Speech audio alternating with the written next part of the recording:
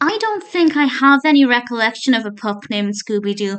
I'm currently watching the first episode of every Scooby-Doo TV series before I decide which one I want to watch all of the way through first.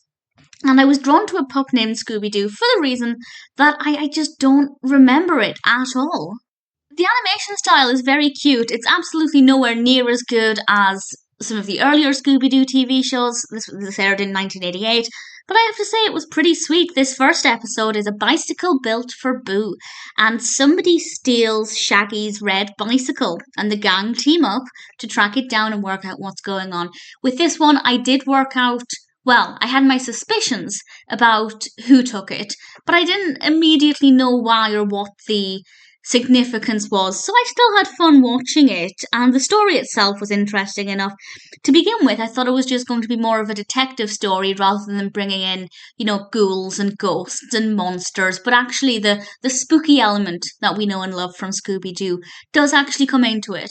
And I think that that worked really well, and the narrative was really great fun, and I really enjoyed the story. The thing that makes it quite different, well, there are two things. The first is the animation style. I like I like the animation style in general. I think Scooby and Shaggy look great. Fred looks pretty great. I don't mind the design of Daphne, but I don't like the style of Velma. I'm not sure why. I can't put my finger on it. But there's something about Velma that I just don't love. I think over time I'd get used to it and it wouldn't bother me. But of all of the characters, I think she's the one that maybe looks the most different to other versions. And I think that might be it. It's not exactly a bad thing as such. If this had been the first ever Scooby Doo thing I'd seen, then I probably wouldn't think twice about it. But compared to the others, I think she just stands out a bit more as looking a little bit different. But in general, I really like the animation style. The other thing that's different is the age of the characters. I'm not sure if their age was mentioned in this, but I definitely get the impression that they're a lot younger, that they're maybe younger teenagers in this rather than adults. Um, so that as well is something that's a little bit different, but it's still good fun.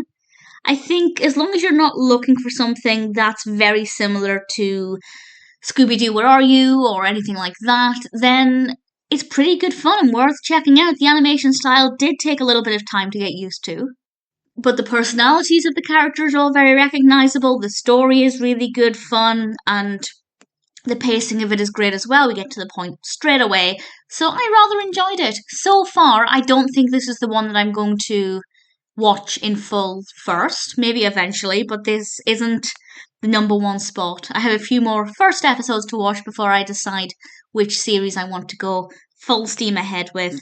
It's not going to be a pup named Scooby Doo. But that being said, I did enjoy watching it. It is a little bit different, and if you're a fan of Scooby Doo and you haven't seen it, I'd say the first episode is worth checking out.